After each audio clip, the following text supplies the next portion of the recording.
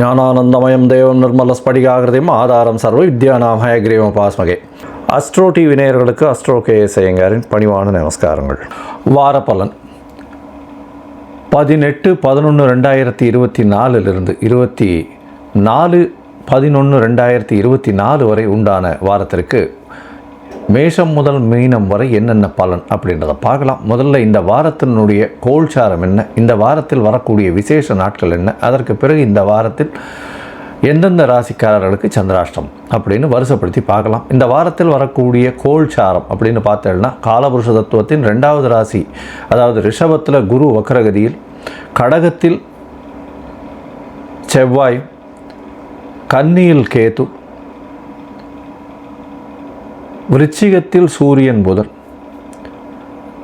சுக்கிரன் தனுசுல, சனி கும்பத்தில், ராகு மீனத்தில்.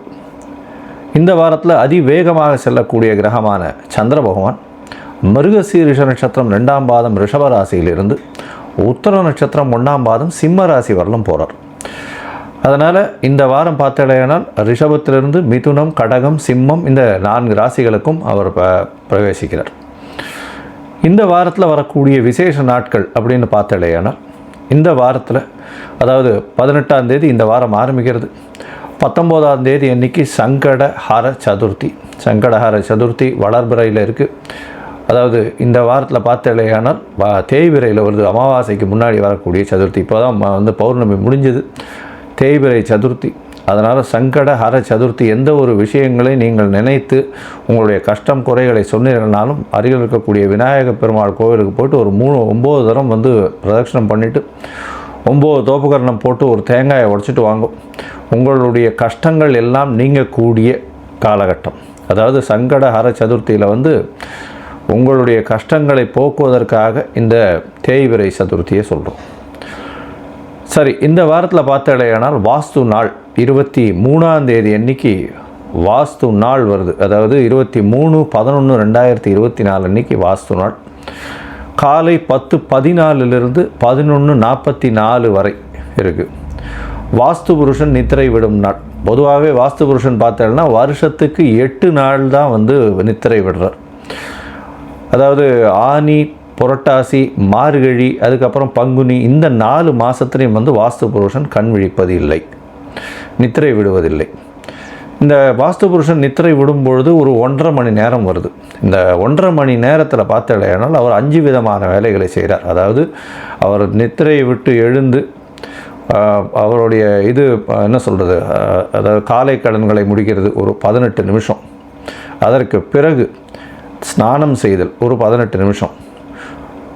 கடவுளுக்கு பூஜை செய்தல் ஒரு 18 நிமிஷம். அதற்கு பிறகு போஜனம் செய்தல் 18 நிமிஷம். அதற்கு பிறகு தாம்பூலம் தரித்தல் 18 நிமிஷம். பொதுவாகவே இந்த தாம்பூலம் தரித்தல் நேரத்திலும் போஜனம் செய்யும் நேரமான இந்த கடைசி 36 நிமிஷத்தில் எந்த ஒரு வேலையை ஆரம்பித்தாலும் அந்த வேலை சுமூகமாக, அதாவது எந்த வேலைனா வீடு கட்டும் வேலைகளை, வாஸ்துக்காக வீடு கட்டுறது, நிலம் கால் ஊன்றது, அதை தவிர புதுசாக ப்ராஜெக்ட் போடுறது, இது எல்லாமே அந்த காலகட்டத்தில் பண்ணலாம். அதை பண்ணும்போது தங்கு தடையின்றி எந்த ஒரு பிரச்சனையும் இல்லாமல் நிச்சயமாக அந்த காரியம் ஈடேற்று நிச்சயமாக நிறைவேறும். இந்த வாஸ்து புருஷன் கண் விழிக்கும் நாளில் பார்த்தேன்னா நீங்கள் அதாவது அஷ்டமி, நவமி, திதி, வாரம், சூன்யம் இது எதுவுமே பார்க்க தேவையில்லை. வாஸ்து புருஷன் கண் விழித்தால் மட்டுமே போதும். அந்த கடைசி 36 நிமிஷத்தில் நீங்கள் அடிக்கால் போட்டிங்கன்னா நிச்சயமாக அந்த ப்ராஜெக்ட் நல்லபடியாக நிறைவேறும். இந்த வாரம் பார்த்தேனால் 21ஆம் தேதி 21/11/2024 அன்றைக்கி சஷ்டி விரதம். சஷ்டியில் விரதம் இருந்தால் அகப்பையில் வரும்னு சொல்லுவாங்க. குழந்தை பிராப்தி ஏற்படுவதற்காக அதாவது முருகப்பெருமானுக்கு சஷ்டியில் விரதம் இருக்கிறதும், எதிரிகளால் தொல்லை, பண கஷ்டம், இந்த மாதிரியான விஷயங்கள் இருக்கிறவாளுக்கு சஷ்டி விரதம் இருக்கிறதும் பெரிய விசேஷம். அதன் மூலியமாக அவர்களுக்கு நிச்சயமாக எல்லா விதமான ஏற்றங்களும் வரும். இந்த வாரத்தில் பார்த்தேனால் கால பைரவ அஷ்டமி, அதாவது 22ஆம் தேதி அன்றைக்கி பார்த்தோன்னா கால பைரவ அஷ்டமி. அதாவது காத்தாலும் சப்தமி இருக்குது, சாயந்தரம் அஷ்டமி வந்துடுறது. அதனால் கால பைரவர் அப்படின்றவர் இந்த சிவன் கோவில் சாயந்தரமாக இதுவெல்லாம் முடிச்சுட்டு கால பூஜைகள் எல்லாம் முடிச்சுட்டு அந்த கோவிலில் பூட்டும்போது அந்த சாவியை கொண்டு போய் பூட்டிட்டு அங்கே காலபைரவர்கிட்ட தான் ஒப்படைச்சிட்டு வருவாள். காலபைரவர் எல்லாத்தையும் கட்டி காப்பவர். சனி பகவானுக்கே அவர் குருநாதர்னு சொல்லக்கூடியவர். அதனால் சனி தொல்லை அதிகமாக இருந்ததே ஆனால் காலபைரவரை வணங்கி வர்றது ரொம்பவும் விசேஷம். அதன் மூலியமாக சனி பகவானுடைய பிரச்சனைகளிலிருந்து விடுபடக்கூடும் அப்படின்னு ஜோதிட சாஸ்திரம் சொல்கிறது. சரி, இந்த வாரத்தில் பார்த்தலையானால் எந்தெந்த ராசிக்காரர்களுக்கு சந்திராஷ்டமம் அப்படின்றத பார்ப்போம். இந்த வாரத்தில் ராசிக்காரர்களுக்கு சந்திராஷ்டமம் பார்த்தோம்னா துலா ராசிக்காரர்களுக்கு 18ஆம் தேதி காலை வரலும் இருக்குது. அதாவது துலாம், விருச்சிகம், தனுசு, மகரம் இந்த 4 ராசிக்காரர்களுக்கும் சந்திராஷ்டமம் இருக்குது. சந்திராஷ்டமம்னா உங்களுடைய பிறந்த ராசியில் அதிலிருந்து 8ஆம் இடத்துல சந்திர பகவான் மறைந்து இருக்கக்கூடிய காலகட்டத்தை சந்திராஷ்டமம்னு சொல்கிறோம். அதாவது கோச்சார சந்திரன் மறைந்து இருக்கக்கூடிய காலகட்டத்தில் சந்திராஷ்டமம்னு சொல்கிறோம். சந்திர பகவான்றவர் மதிகாரகன் மறைந்திருக்கக்கூடிய காலகட்டத்தில் சந்திராஷ்டமம் வருது. இதன் மூலியமாக தவறான முடிவுகள் எடுக்கக்கூடும். தேவையற்ற விதண்டாவாதத்தில் ஈடுபடக்கூடும். யாருக்காவது தேவையற்ற ஜாமீன் கையெழுத்தெல்லாம் போட்டால் பிரச்சனையில் போய் மாட்டுவீங்க. அதனால் எந்த முயற்சியும் வேண்டாம், புதிதாக முயற்சி வேண்டாம், வெளியூர் வெளிமாநில பிரயாணம் வேண்டாம்னு சொல்கிறோம். இதன் மூலியமாக சந்திரன் பண்ண வேண்டிய கட்டாயத்தில் இருந்ததுன்னா சந்திர பகவானுக்கு உண்டான எளிய பரிகாரம்னு சொல்லக்கூடிய அருகில் இருக்கக்கூடிய கோவிலில் உங்களால் முடிஞ்ச அளவுக்கு பசும்பால் வாங்கி கொடுத்துட்டு போகிறதன் மூலியமாக அபிஷேகத்துக்கு சந்திராஷ்டமத்தின் தாக்கம் குறையும். சரி, இந்த வாரம் அதாவது 18/11/2024 24/11/2024 வரை மேஷம் முதல் மீனம் வரை எப்படி இருக்குது அப்படின்றத பார்க்கலாம். அதற்கு முன்னாடி என்னுடைய மொபைல் நம்பர் ஸ்க்ராலிங்கில் வந்துட்டுருக்கோம். உங்களுக்கு அஸ்ட்ராலாஜிக்கல் கன்சல்ட் தேவைப்பட்டதே ஆனால் நீங்கள் என்னுடைய மொபைல் நம்பருக்கு கான்டாக்ட் பண்ணுங்க. உங்களுடைய பெயர், உங்களுடைய date of birth, time of birth, place of birth, உங்களுடைய தாய் தகப்பனார் பெயர் இதுவரை எனக்கு அனுப்புங்க. என்னுடைய கட்டணம் என்னென்னு சொல்கிறேன். அதற்கு பிறகு உங்களுடைய நீங்கள் கட்டணத்தை செலுத்திட்டு அதனுடைய யூடிஆர் நம்பர் ஷேர் பண்ணதுக்கப்புறம் உங்களுடைய ஜாதகத்தை போடுறேன். ஜாதகத்தில் சந்தி இருக்கான்றதை முக்கியமாக பார்க்கணும். ஏன்னா எனக்கு தெரிஞ்சு பாதி பேர் அதாவது 50 வயசு 55 வயசு வரலும் ரிஷப ராசின்னு சொல்லிட்டு இருப்பா. ஆனால் மிதுன ராசி மிருகசீரிஷ நட்சத்திரத்தில் இருப்பாள். அதே மாதிரி விசாக நட்சத்திரம்னு சொல்லுவாள். துலா ராசின்னு நினச்சின்னு இருப்பாள். அது விருச்சிக ராசியில் இருப்பாள்.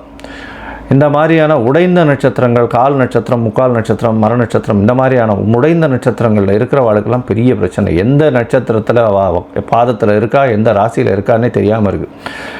இதன் மூலியமாக அவர்கள் அதாவது பெருமாளுக்கு சங்கல்பம் பண்ணிக்கிறதுலேருந்து அர்ச்சனை பண்ணுறதுலேருந்து எல்லா விஷயத்துலேயுமே பிரச்சனைகள் இருக்குது. அதனால் இவளுக்கு நல்ல காலம் இந்த ராசியில் பிறந்திருக்கா, அதே மாதிரி லக்ன சந்தி இருந்ததுன்னா இந்த லக்னத்தில் பிறந்திருக்கான்னு நினச்சிட்டு இருப்பாள். ஆனால் அடுத்த லக்னமாக இருக்கும், லக்ன பாதங்களும் வேறுபட்டு போயிருக்கும். அதனால் அவர்களுக்கு நல்ல நேரம் இருக்குதுன்னு கணித்தது எல்லாமே பொய்யா போகக்கூடும். அதனால் இதை முதல்ல பார்த்துட்டு அதுக்கப்புறம் உங்களுடைய அதாவது உங்களுடைய ஜாதகத்தை போட்டுட்டு அதுக்கப்புறம் அப்பாயின்மெண்ட் தர நம்ம அதுக்கு ஏற்ற மாதிரி பேசலாம்.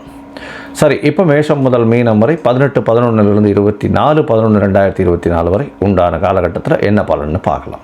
மிதுனம், மிருகசீரிஷம், திருவாதிரை, புனர்பூசம் இந்த 3 நட்சத்திரம் 9 பாதங்களை கொண்ட ராசி. ராசியின் அதிபதி அப்படின்னு சொல்லக்கூடியவர் புத பகவான். ராசிக்கு 6ஆம் இடத்துல இருக்கார்.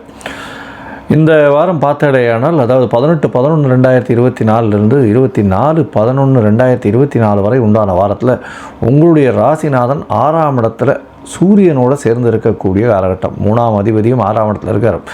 புதிய முயற்சிகள் எல்லாம் வெற்றி பெறும். அதை தவிர புதிய வேலை கிடைக்கக்கூடிய காலகட்டம். உங்களுடைய ராசிக்கு கவர்மெண்ட் கான்ட்ராக்ட் அந்த மாதிரியான விஷயங்கள் கிடைக்கும். அரசு துறையில் அரசு துறைகள், அரசு சார்ந்த துறைகள் இல்லைன்னா பேரா கவர்மெண்ட் இந்த மாதிரி குவார்சி கவர்மெண்ட் இந்த மாதிரியான விஷயங்களில் உங்களுக்கு வேலை கிடைக்கக்கூடிய ஆப்பர்ச்சுனிட்டி ரொம்ப அதிகமாக இருக்கும். ஏன்னா உங்களுடைய ராசிக்கு 6ஆம் அதிபதி அதாவது 6ஆம் அதிபதி 2ஆம் இடத்துல நீச்சப்பட்டு போனால் உங்களுடைய ராசிக்கு 6ஆம் இடத்துல ராசிநாதனும் 3ஆம் அதிபதியான சூரியனும் குருவினுடைய பார்வையில் இருக்கிறது விசேஷம். உங்களுடைய ராசிக்கு பார்த்தோம்னா சப்தமத்தில் இருக்கக்கூடிய சுக்கிர பகவான் பரிவர்த்தனை யோகம் பெற்று கூட இருக்கார். அதனால் திருமண பாக்கியம் நிச்சயமாக உண்டு. திருமணத்திற்கு பார்த்து கொண்டிருப்பவர்களுக்கு இந்த சுக்கிரன் மாறுறதுக்குள்ளே கண்டிப்பாக திருமண பாக்கியம் நிச்சயமாக இருக்கும். கணவன் மனைவிக்குள்ளே நல்ல ஒரு அந்யோன்யம் இருக்கக்கூடிய காலகட்டமாக அமைய போகிறது. பணவரவிற்கு பஞ்சம் இருக்காது. பணவரவு லாபங்கள் அதிகமாக இருந்தாலும் குடும்பத்தில் கொஞ்சம் அதிகமான செலவுகள் சுப செலவுகளாக இருக்கக்கூடிய வாய்ப்பு உண்டு. இந்த வாரம் பார்த்தடையானால் உங்களுடைய ராசிக்கு 4ஆம் இடத்துல கேத்து பகவான் இருக்கிறதுனால உடல் நிலையில் சற்று பின்னடைவு இருக்கும். அதாவது தாயின் உடல் நிலையில் சற்று பின்னடைவு இருக்கும். படிக்கக்கூடிய மாணவர்களுக்கெல்லாம் கொஞ்சம் மறதி அதிகமாக இருக்கக்கூடிய காலகட்டம். விநாயகரை வழிபட்டு வர்றது மிகவும் சால சிறந்தது. ராசிக்கு 9ஆம் இடத்துல இருக்கக்கூடிய சனி பகவான் நல்ல ஒரு ஏற்றத்தை கொடுப்பார். தந்தையின் உடல்நிலை சற்று பின்னடைவு இருக்கும். உங்களுக்கு நல்ல ஏற்றத்தை பாக்கியத்தை கொடுப்பார். வெளிநாட்டுக்கு போய் போஸ்ட் கிராஜுவேஷன் பிஜி பண்ணணும்னு நினைக்கிறவர்களுக்கெல்லாம் நல்ல ஒரு ஏற்றத்தை கொடுப்பார். கண்டிப்பாக வெளிநாடு போகக்கூடிய பாக்கியத்தை கொடுக்குறார். ராசிக்கு 10ஆம் இடத்துல இருக்கக்கூடிய ராகு பகவான், ராகு 10ஆம் இடத்துல இருக்கிறதுனால புதிய தொழில் அமையும். தொழிலில் நல்ல ஒரு ஏற்றம் கிடைக்கக்கூடிய காலகட்டமாக அமைய போகிறது. இந்த வாரம் பார்த்தோம்னா அதிவேகமாக செல்லக்கூடிய கிரகமான சந்திர பகவான் உங்களுடைய ராசிக்கு 2ஆம் அதிபதி, அதாவது குடும்பஸ்தானாதிபதினு சொல்லக்கூடியவர் உங்களுடைய ராசிக்கு 12ஆம் இடத்துல இந்த வாரத்தை ஆரம்பிக்கிறார். 18ஆம் தேதி காலை ஒரு 8 மணி வரலும் சந்திர பகவான் உங்களுடைய ராசிக்கு 12ஆம் இடத்துல குருவோட சம்பந்தத்தில் இருக்கார். கஜகேசரி யோகம்னு சொல்லக்கூடியது 12ஆம் இடத்துல இருக்கக்கூடிய காலகட்டம். 2ஆம் அதிபதியே 12ஆம் இடத்துல இருக்கிறதுனால செலவுகள், சுப செலவுகள் இருக்கக்கூடிய காலகட்டமாக இருக்கும். உங்களுடைய ராசியிலேயே சந்திரன் வரும். அதாவது 12ஆம் இடத்துல இருக்கும்போது பௌர்ணமி யோகமும் வருது. அதனால் நல்ல ஒரு சுப செலவுகள், வீட்டில் கல்யாணம் அந்த மாதிரியான விஷயங்கள், நல்ல முகூர்த்த தினங்கள்லாம் வேறு வருது. நல்ல கல்யாணம், நிச்சயார்த்தம் இந்த மாதிரியான விஷயங்கள் நடைபெறக்கூடிய வாய்ப்புகள் உண்டு. ராசியிலேயே சந்திர பகவான் வர்றார். சந்திர பகவான் ராசியிலேயே வர்றது பெரிய ஏற்றம். அதாவது ராசியிலேயே பார்த்தேன்னா சந்திரன் இருக்கிறதன் மூலியமாக 18ஆம் தேதி கார்த்தாலிருந்து 20ஆம் தேதி மத்தியானம் ஒரு 1:30 மணி வரலும் இருக்கக்கூடிய காலகட்டம். இந்த காலகட்டத்தில் பார்த்தேன்னா சுக்கிரனுடைய பார்வையில் சந்திர பகவான் இருக்கார். இது ஒரு பெரிய ஏற்றத்தை கொடுக்கும். சுக்கிரனுடைய பார்வையில் சந்திர பகவான் இருக்கிறது பெரிய ஏற்றம். இதன் மூலியமாக பார்த்தலையானால் நல்ல ஒரு, அதாவது உடல்நிலையில் நல்ல ஒரு ஏற்றம் இருக்கும். உங்களுடைய அதாவது குழந்தைகள் மூலியமாக நல்ல ஒரு ஏற்றம் இருக்கும். 5ஆம் அதிபதி 7ஆம் இடத்துல இருக்கிறது மூலியமாக காதல் திருமணங்கள், காதல் வயப்படக்கூடிய வாய்ப்புகள் நிச்சயமாக இருக்கும். உங்களுடைய ராசிக்கு 2ஆம் இடத்துல சந்திர பகவான் போகிறார். அதாவது 20ஆம் தேதி மதியம் 1:30 மணியிலிருந்து 22ஆம் தேதி மாலை ஒரு 8-8:30 மணி வரலும் இருக்கக்கூடிய காலகட்டம். இந்த காலகட்டத்தில் நீச்ச பங்க ராஜயோகம் வருது. அதாவது செவ்வாய் பகவான் உங்களுடைய ராசிக்கு 11ஆம் அதிபதி, 6-11 அதிபதி நீச்ச பங்கம் பெறார். ஏன்னா சந்திரன் ஆட்சி பெற்று போகிறார் குடும்பஸ்தானத்தில். செவ்வாய் நீச்சம் பெற்று பங்கம் அடைகிறார். அதனால் பார்த்தோன்னா அதீத பணம் வர வரும். அதாவது நினச்சி பார்க்க முடியாத அளவுக்கு திடீர் பணம் வர, யோசிச்சே பார்க்க முடியாது அந்த அளவுக்கு பணம் வர வரும்.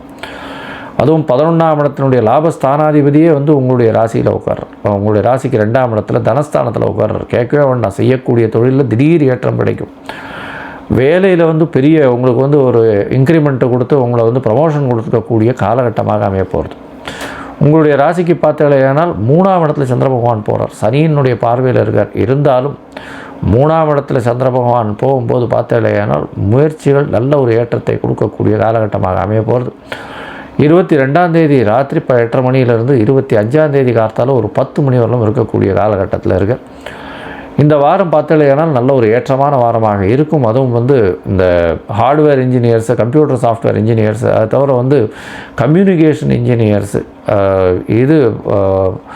அதாவது பேப்பர் இண்டஸ்ட்ரி வச்சுருக்கிறவா, எழுத்து துறையில் இருக்கிறவங்க, பேச்சாளர்கள், இந்த இன்ஸ்ட்ருமெண்டல் மியூசிக் வாசிக்கிறவா, ஆர்ட் டைரக்டர்ஸ், அதை தவிர ஆடிட்டர்ஸ், இவாளுகள்லாம் கணிதம், ஸ்டாட்டிஸ்டிக்ஸ் இந்த மாதிரியான விஷயங்கள் இருக்கிறவாளுகள்லாம் பெரிய ஏற்றம் கிடைக்கும்.